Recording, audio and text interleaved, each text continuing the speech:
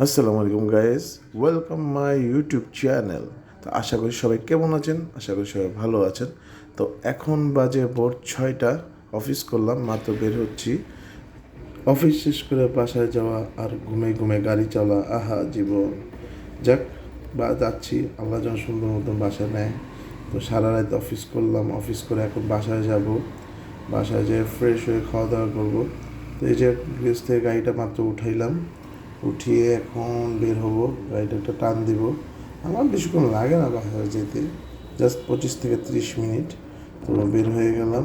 আর রাস্তাটা এত পরিমাণ ফাঁকা, ও মাই গড!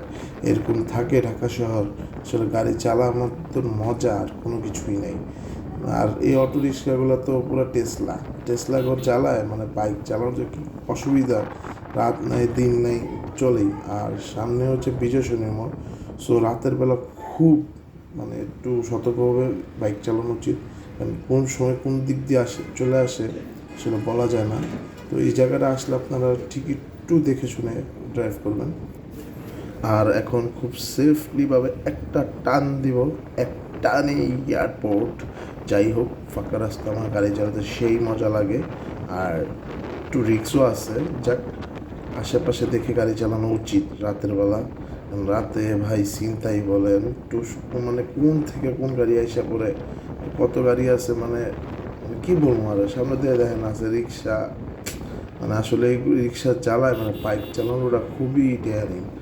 দিনের বেলা মানে আরও রিক্সা থাকে মেন রোডে, আরে ভাই আমরা মানে ট্যাক্স দিয়ে গাড়ি চালাই, আর রিক্সা টেসলা ট্যাক্স ছাড়াই রাস্তা নামে, মানে কী বলবো। আর আর সবচেয়ে বড় কাভার ভ্যান এগুলো দেখা চলতে হয়, মানে কাভার ভ্যানের ড্রাইভাররা খুব ভালো। যাক, আমি এখন চলে আসলাম বনানী।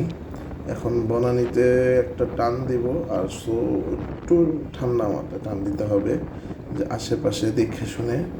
তো যাই হোক, আপনাদের জানি না কেমন লাগতেছে আমার ব্লগ। দেখা যাক, এই দুই গাড়ির মাঝখানে আমি এখন একটা এই চাপ দিলে জীবনটা বেদনা হয়ে যাবে রে। এরে সাপ সাপ সাপ সাপ, এই তো বেরিয়ে গেলাম। আর এত পরিমাণ ব্রিজে আজকে অন্ধকার, মানে বুঝতেছি না, পুরো ব্রিজটাই অন্ধকার হয়ে আছে, সব লাইট বন্ধ। মানে কি বলবো, আর ডর ভয়ও লাগতেছে, আবার বুকও ধপতাইতেছে। যাক, আস্তে আস্তে যাওয়াটাই বেটার। আর এখন হচ্ছে ভোর 6টা, বাসায় যে না ঠেনে একটা ঘুম দিব। আর কখন সকালবেলা উঠি জানি না, এর পরের দিন আমার অফিস আছে।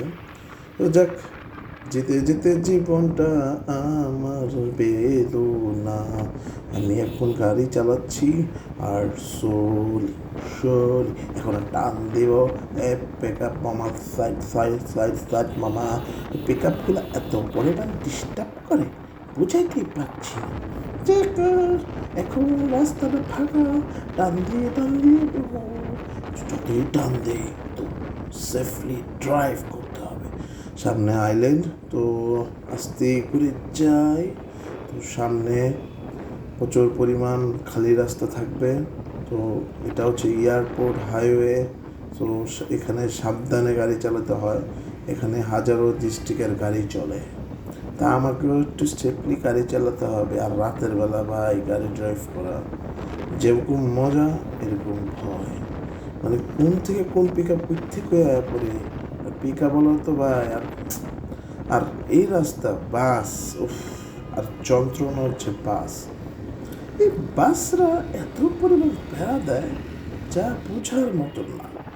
মনে করেন রাস্তা মাঝখানে হইলো লোক, আরে বাবা রাস্তা মাঝখানে গেলে হলো, তুমি সাইড করে ল, মানে কিছু তো কিছু হলে লোক নেব।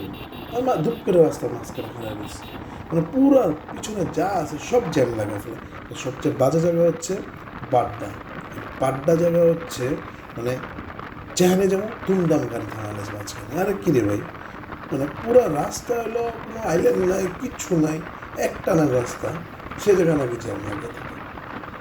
আর এয়ারপোর্ট হচ্ছে খিলক্ষেত, এয়ারপোর্ট, বিশ্ব রোড, এইগুলো অবস্থা, রাস্তার মাঝখানে গাড়ি থামা রাখবে। হ্যাঁ, লোকরা সাইড করে লোকরা বা স্টেশনে যা, মানে আমি এই দেশে প্রধানমন্ত্রী হইতাম, মানে অগরে এমন মামলা দিতাম, শিক্ষা মামলা দিয়ে দিতাম, মানে এত পরিমাণ প্যারা দেয় ওরে বাবারা বাবা।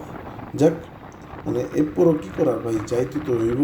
মানে আর বাস ড্রাইভাররা কোনো দিনও ঠিক হইব না, ঠিক আছে? ওইটি যেমন এমনই থাকবো, ঠিক আছে? বেশি লোভ করতে যায় তো। এই যে কি সুন্দর এখন ফাঁকা, মানে 15 মিনিট লাগে না বাসায় যেতে। আর যখন দিনের বেলায় বাসগুলা নামে, উফ, বাসা যাওয়া তো দূরের কথা, মানে বয়া থাকতে হয় রাস্তায় 14 ঘন্টা। মানে এগুলা মানে মানে কবে যে ঠিক হইব রে ভাই, আসলে বুঝাইতে বলতে পারবো না। আর রাস্তা কেবল অটো রিক্সা চলবো, হাইওয়ে অটো রিক্সা চলে, মেন রোড অটো, কেন রে ভাই? তোদের তো এলাকা দিছে, এলাকা চালা, তোরা মেন রোডে কেন উঠতে যাস? এই মানে এইসবের কারণে বেশিরভাগ বাইক অ্যাক্সিডেন্ট হয়, মানে রাস্তার জ্যাম লেগে থাকে। আর কোনো মানে অ্যাক্সিডেন্ট তো ম্যাক্সিমাম মানে বাসওয়ালার দিক কারণেই হয়। তো আমাদেরও সেফলিভাবে বাইক চালাতে হয়। তো যাই হোক, মানে একটু সেফলি চলা যায় তো নিজের জন্য ভালো, মানে অনেক কি বলবো আর ভালোই। এই যা, মানে এই ভাইটা বাইক চালাইতেছে কেন ভাই? তো তিনজন নিয়ে বাইক চালাইতে হইব, তিনটা পারে নিয়ে বাইক চালাইতেছে। একটা দুর্ঘটনা হয়ে যায় সারা জীবন বলতে পারবো নাই হেলমেট কি লেয়া ভাই? রাস্তার ভিতরে দুজনের বাইক দিছে, দুজন চালা, না লাগবে তিনজন, যে বাইকে জায়গা হইব না এদের চিতিয়া বিতিয়া মনে হয় তিনজন নিব। আর হেলমেট তো পরবই না। আর মানে হেলমেট কি ভাই, কেন হেলমেট কেন দিছে? নিজের সেফটির জন্য। তো হেলমেট পরে বাইক চালালে কী হয়? বহুত বড় ক্ষতি হয়ে যায়। মানে আসলে বলার মানে ওই দেন কেমনে বাসটা চাপায়, কে রে ভাই? তোর ইন্ডিকেটার সার্কেলে বাস চাপাস, যেন মনে হচ্ছে এত ঢুকাইতে মনে হচ্ছে বাস হলো করে। বাস হলো আর মানুষের না একটা, কী কুমার ভাই। যাক, আমিও বাহাজার ঘুমাইতে হবে, আমার প্রচণ্ড পরিমাণ ঘুম আসছে। তো বাসার কাছাকাছি চলে আসছি। এই যে এখন কাওলা দিয়ে ঢুকবো বাম দিকে। তো বাসায় এখন যে একটা ঘুম দিতে হবে, মানে প্রচণ্ড পরিমাণ শরীর খারাপ লাগতেছে। তো গাইজ, ভালো থাকবেন, আবারও দেখা হবে, গুড বাই, আল্লাহ হাফেজ। আর লাইক কমেন্ট শেয়ার দিবেন।